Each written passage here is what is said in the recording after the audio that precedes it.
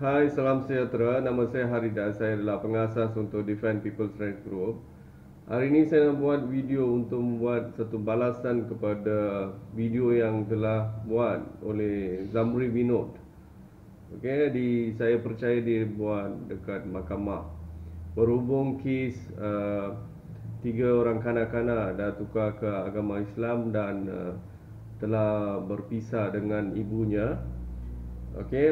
Semasa pendengaran kes tu, sebelum tu dia buat video ni dari mahkamah. Jadi saya nak buat balasan untuk video dia. Yang pertama, apa yang saya rasakan lah, dalam video tu Zamri Vinod mengatakan ada pihak mengancam perpaduan negara.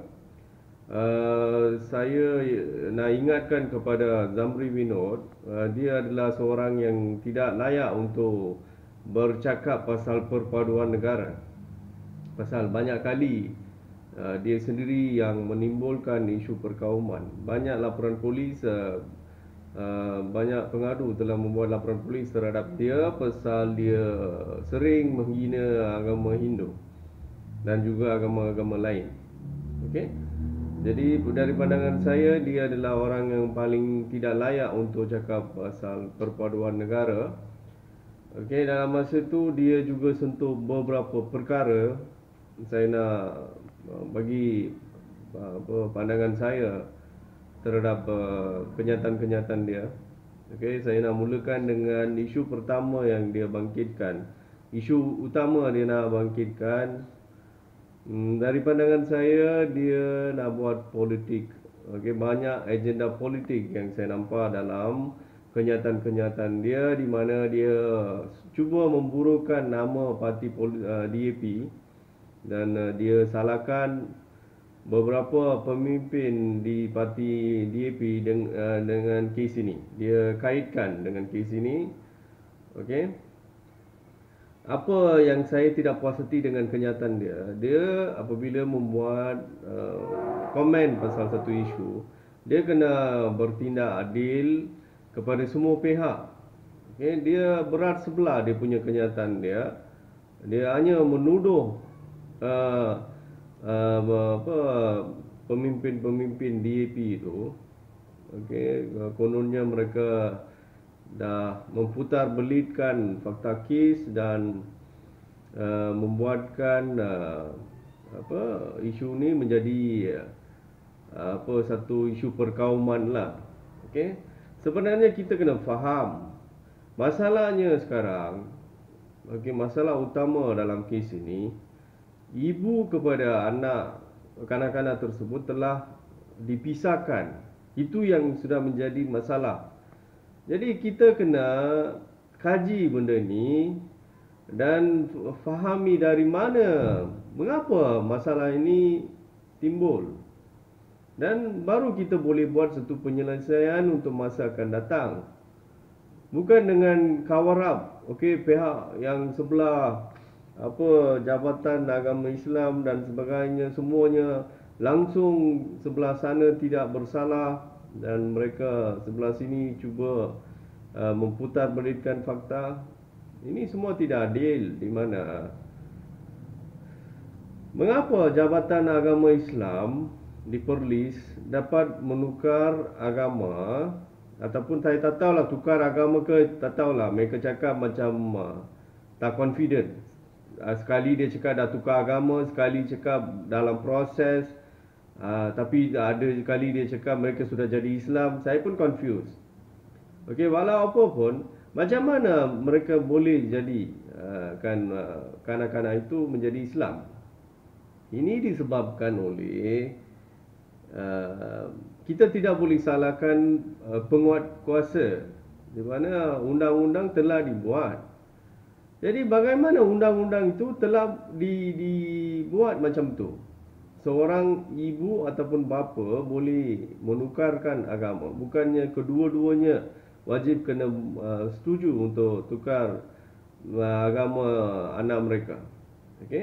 Ini ditimbul dari ada pihak dalam tahun 2000 pergi kacau perlembagaan. Ini adalah puncanya. Masalah ini jadi pasal itu. Dulu Perlembagaan Malaysia, perkataan parent dalam perlembagaan dimaksudkan sebagai ibu dan bapa. Sebelum tahun 2000 tu, sebelum ada orang pergi kacau benda tu. Okey, dalam kamus memanglah parent tu ibu atau bapa. Parents baru kedua-duanya, ibu dan bapa. Tapi maksud perlembagaan sebelum itu, dari sejak merdeka, perkataan parent tu dimaksudkan sebagai ibu dan bapa. Siapa bagi kacau? Nak buat sebarang pindahan di perlembagaan, kena dapat persetujuan 2/3 ahli parlimen. Benda tu asal tak buat. Jadi pemindahan itu tidak apa tidak mengikut proses undang-undang yang betul lah. Jadi benda tu jadi invalid. Penukaran maksud perkataan di perlembagaan itu menjadi invalid. Sebab itu Mahkamah Persekutuan tidak terima dengan undang-undang macam itu. Dengan itu maksud perkara 12/4 dalam perlembagaan sekarang sudah jadi, maksudnya sudah jadi lain oleh kerana penukaran maksud parent, perkataan parent. Okey? Jadi semuanya timbul dari sana. Banyak orang tak perasan. Punca masalah ni bermula dari sanalah. Yang pihak yang kacau maksud perkataan itu dalam perlembagaan. Itu adalah punca. Segala masalah yang jadi sekarang berpunca dari itu. Jadi penyelesaian adalah kena buat pindahan kepada perkara 12/4. Ibu atau bapa atau penjaga. Perkataan itu kena jadikan ibu dan bapa. Itu saja. Itu pengajaran yang seharusnya boleh dibelajar oleh semua Malaysian. Tak ada apa benda Zamri Vinod. Tak payah bising. Tak payah jerit. Okey? Kita tengok dulu benda tu adil atau tidak. Bolehkah kita berpisahkan anak dengan ibu? Tidak boleh. Kamu pun setuju, saya tahu. Kamu pun cakap kami tidak berniat untuk memisahkan ibu dan anak. Saya pun setuju. Tapi silap orang, termasuk mufti awak. Alasan yang diberi adalah kanak-kanak itu mula-mula tidak bersetuju nak ikut emak. Jadi ibu dia sendiri setuju untuk hantar ke JKM. Tapi Seksyen 361 dalam Kanun Keseksaan tidak memberi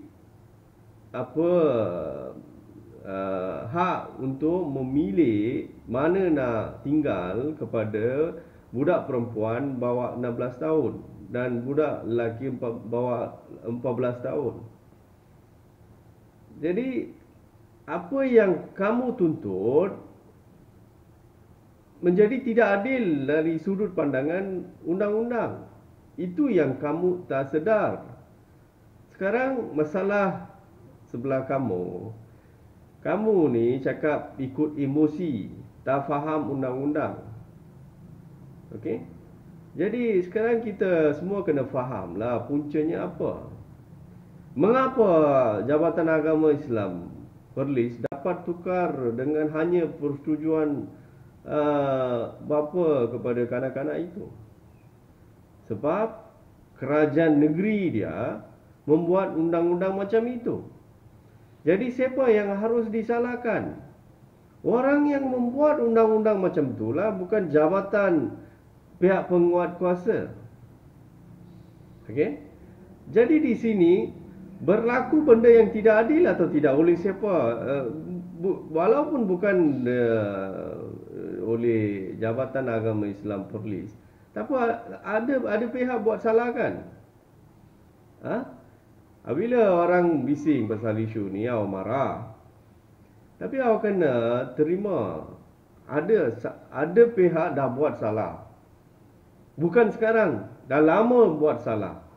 Kesalahan-kesalahan yang mereka buat dahulu menimbulkan masalah sekarang.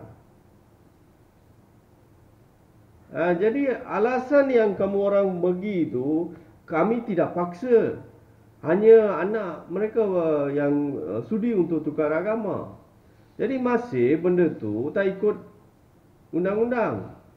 Mana boleh budak bawah 18 tahun membuat keputusan nak ikut agama mana. Jadi orang ni cakap ikut emosi saja, tak ikut undang-undang. Bawah 18 tahun, pemikiran mereka belum matang lagi. Jadi mereka tidak boleh membuat keputusan itu. Jadi persetujuan mereka itu tidak boleh ambil kira. Faham Zamri Manur? Jadi awak mula suarakan, betulkan undang-undang itu balik.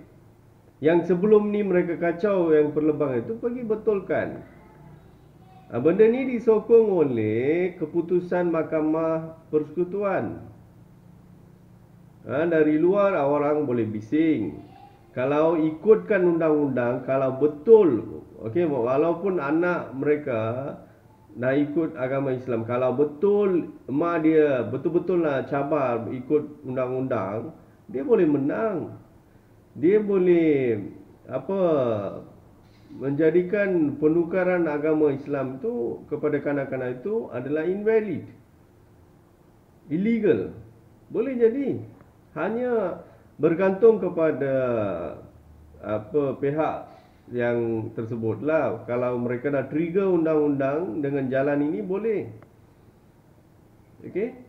Jadi awak tak perlu marah sebelah yang menentang penukaran agama Islam itu. Sebenarnya dia tak ikut undang-undang pun.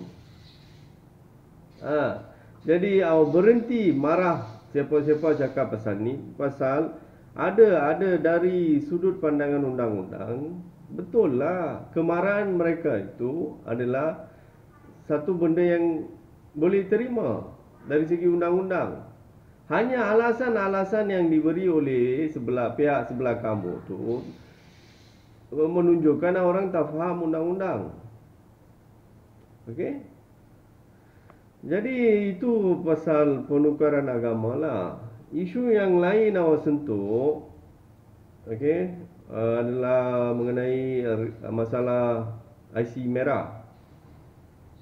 Yang itu banyak benda yang awak ni menghina lah.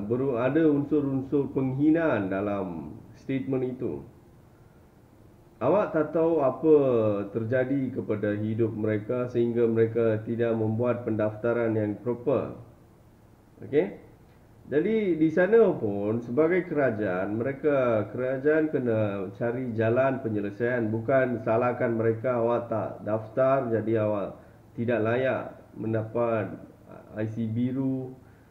Yang itu semua tidak adil juga. Kerajaan harus cari jalan.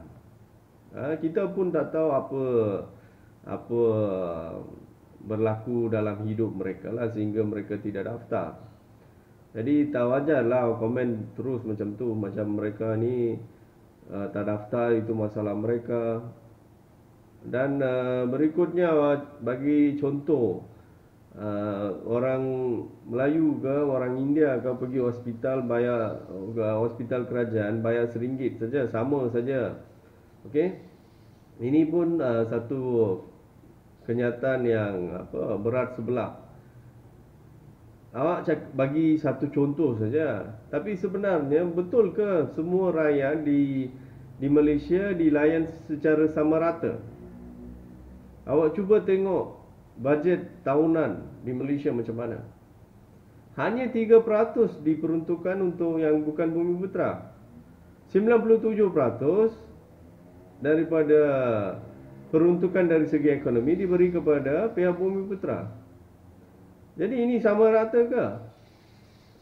97% peruntukan dari segi agama diberikan kepada agama Islam, orang-orang Muslim.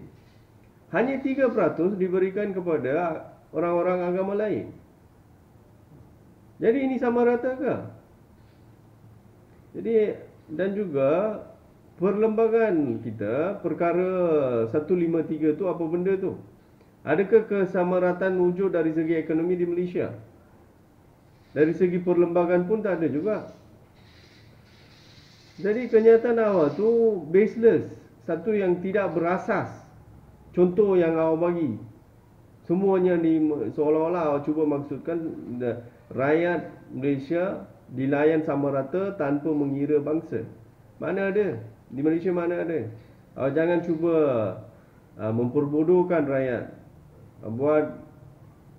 Gunakan fakta yang kukuh untuk menyokong kenyataan awak, bukan dengan contoh bayaran RM1 di hospital awam. Okey? Banyaklah benda awak cakap, benda-benda yang bukan-bukan. Jadi awak berhenti untuk menjadikan isu ni sebagai isu politik. Lebih-lebih lagi awak seorang yang tidak layak untuk komen pasal isu perpaduan. Dan sekarang awak yang mengapi-apikan isu ni. Jadi awak tak payah mengasut siapa-siapa dalam hal ni. Jadi kita sama-sama mengambil isu ni sebagai pengajaran. Dan kita semua harus faham undang-undang berhubung penukaran agama dengan persetujuan salah satu ibu bapanya harus ditukar serta-merta, harus dimansuhkan. Okey, kita kena setkan satu undang-undang di mana ibu dan bapa harus bersetuju baru boleh tukar anak. Itu satu-satunya pengajaran semua rakyat Malaysia harus belajar dengan isu ni. Tak ada apa benda lain. Okey? Tak payah sini tuduh sana, sebelah sana tuduh sini, jadikan isu perkauman. Nanti penyelesaian langsung tak ada. Tak ada orang fikir pasal nak betulkan undang-undang itu, tak ada. Pengajaran yang seharusnya belajar itu tak jadi. Masing-masing menimbulkan isu perkauman dan merumitkan masalah itu. Jadi semua yang nak buat hal macam ni, tolong berhentikan serta-merta. Kita hanya tukarkan undang-undang, kita ikut perlembagaan asal di Malaysia. Okey, dalam hal ni. Okey, itu saja dalam video saya. Sekian, terima kasih.